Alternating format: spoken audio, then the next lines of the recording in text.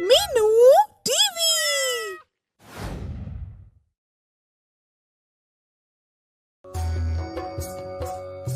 दिवाली का त्योहार मनाने की परंपरा अत्यंत प्राचीन है।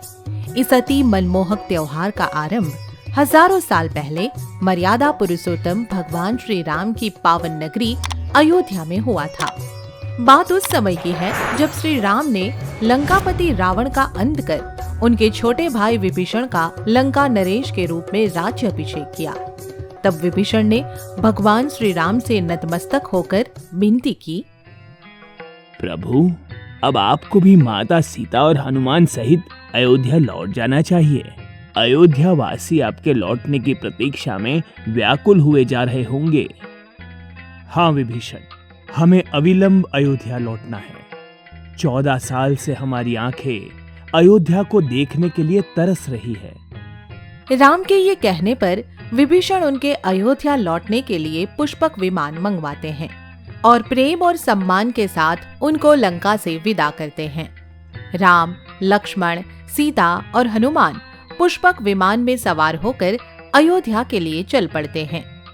रास्ते में राम कहते हैं, हनुमान, लंका पर विजय और वनवास काल के दौरान जिन लोगों ने हमारी तन मन से सहायता की, हम उन सब से मिलते हुए अयोध्या लौटेंगे। ये तो बहुत अच्छी बात है प्रभु। इस तरफ श्री राम उन महापुरुषों से मिलते हुए अयोध्या की तरफ चले जाते हैं और फिर उनका पुष्पक विमान प्रयागराज में आकर उतरता है। वे प्रयागराज में ऋषि भारद्वाज के आश्रम में आते हैं। यहाँ आकर राम हनुमान को आदेश देते हैं, हनुमान, लगता है हमें अयोध्या पहुंचने में कुछ ज्यादा ही समय लगेगा, अतः तुम शीघ्र अयोध्या जाओ और भरत को हमारे अयोध्या लौटने का समाचार दो। जैसे आपकी इच्छा प्रभु, मैं अभी अयोध्या जाकर भरत को आपके लौटने का शुभ संदेश सुनाता हूँ। यह कहकर हनुमान अयोध्या की तरफ चल पड़ते हैं। उस समय अयोध्या वासी प्रभु राम के दर्शन की चाह और उनके अयोध्या लौटने की प्रतीक्षा में व्याकुल थे। भरत तो राम के बिना मृत्यु शैया पर ही पहुंच चुके थे। हनुमान अयोध्या पहुंचकर सबसे पहले भरत से मिलते हैं और उन्हें राम के वापस आने का शुभ समाचार सुनाते हैं। भरत, उठिए भरत, प्रभु राम 14 वर्ष बाद अयोध्या लौट रहे हैं। आप अयोध्या वासियों के साथ मिलकर उनके स्वागत की तैयारियां कीजिए। जैसे भरत को हनुमान जी का यह संदेश मिलता है, उनको नया जीवन मिल जाता है। वे तुरंत मृत्यु शैया से उठ खड़े होते हैं और हर्ष और आनंद में मगन होकर सबको यह संदेश सुनाने लगते हैं। सुनो सुनो, हमारे राम अयोध्या लौट रहे हैं। मेरे भ्राता राम अयोध्या आ रहे हैं। ये तो बड़ा ही अनूठा और आनंदमय संदेश है। इसे सुनने के लिए तो अयोध्या वासियों के कान कब से तरस रहे थे। अयोध्या के लिए यह संदेश कोई मामूली संदेश नहीं होता है। इस संदेश से मिलते ही अयोध्या में उत्सव की तैयारियां होने लगती है। मनुष्य ही नहीं, प्रकृति भी हर्ष और आनंद में डूब जाती है। पेड़ पौधे, पशु पक्षियां सब में नई छटा के दर्शन होने लगते हैं। सब राम के दर्शन को आतुर हो उठते हैं। मामा, मैं भी भगवान राम के दर्शन करूंगा। हाँ हाँ, जरूर करना बेटा। राम अयोध्या इसी मार्ग से होकर जाएंगे। राम, हमारे राम अयोध्या लौट रहे हैं। आज तो बड़ी खुशी का दिन है। भगवान राम जब अयोध्या पहुंचते हैं तो समस्त अयोध्यावासी उनके स्वागत को उमड़ पड़ते हैं। हर कोई जय श्री राम कहकर राम के गले मिलने के लिए उतावला हो उठता है। लोगों का यह अपार स्नेह देखकर भगवान राम अपने सैकड़ों रूप बनाकर सभी से मिलते हैं। प्रभु राम, आपके आने से अयोध्या आनंद और उत्सव की नगरी बन गई है। आज तो अयोध्या का हर घर, हर कोना आनंद और खुशी की रोशनी से जगमगाने लगेगा। स्वर्ग से देवगण पुष्प वर्षा करने लगते हैं। गंधर्व गान करते हैं और धरती के समस्त प्राणी जय श्री राम कर अपनी अपार असीम खुशी का इजहार करते हैं। अयोध्यावासी अपने घरों और गलियों में घी के दीपक जलाकर अपनी खुशी प्रकट करते हैं। अयोध्या की इस रोशनी से कार्तिक मास की अमावस्या की काली रात्रि भी जगमगा उठती है। उस दिन भगवान राम के अयोध्या आगमन पर अयोध्या से लंका तक और धरती से स्वर्गलोक तक जो पावन उत्सव मनाया गया, वही समस्त भारतवर्ष में दीपावली के त्योहार के रूप में मनाया जाने लगा और आज भी पूरी श्रद्धा और हर्ष के साथ मनाया जाता है।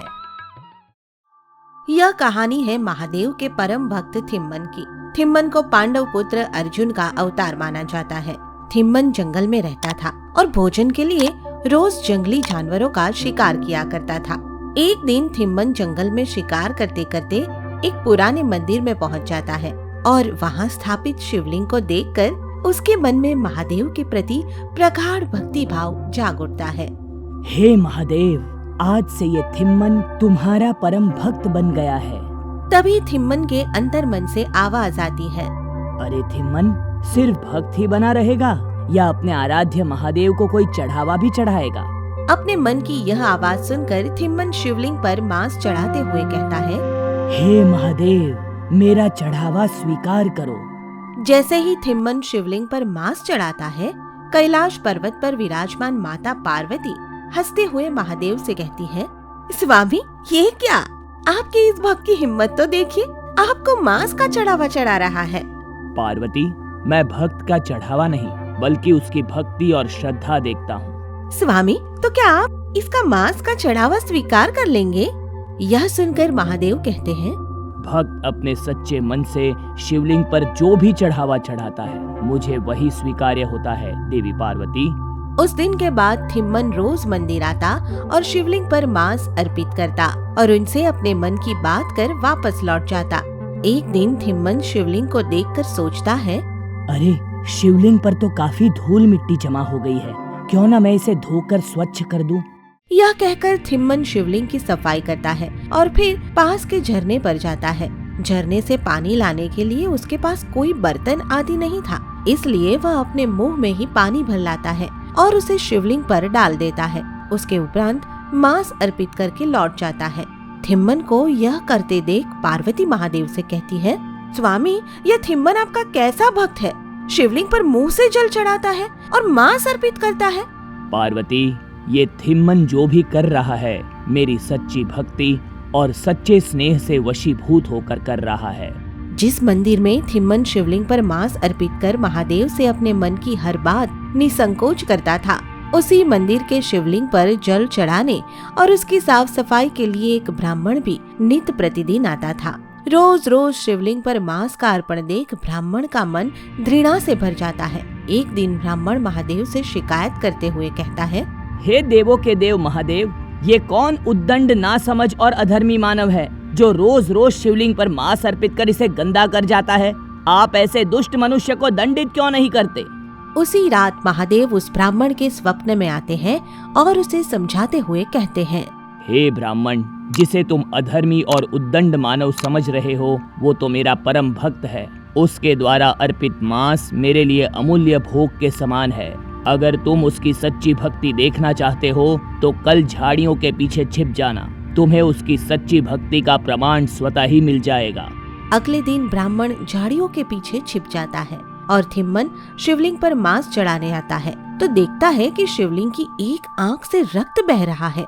थिम्मन शिवलिंग की आंख पर जड़ी बूटी लगाता है, मगर उसके उपरांत भी रक्त टपकना बंद नहीं होता, तो वह अपनी आंख अर्पित करने का फैसला करता है। वह चाकू से अपनी दाईं आंख निकालकर शिवलिंग की आंख पर रख देता है। उस आंख से रक्त टपकना बंद हो जाता है, मगर तभी शिवलिंग की दूसरी आंख से रक्त टपकने लगता है। वह अपनी दूसरी आंख भी निकालने लगता है, मगर तभी उसके मन में ख्याल आता है, अरे अगर मैं अपनी दूसरी आंख भी निकाल लूंगा तो फिर देख कैसे पाऊंगा? अगर देख नहीं पाऊंगा तो आंख सही स्थान पर कैसे रख पाऊंगा?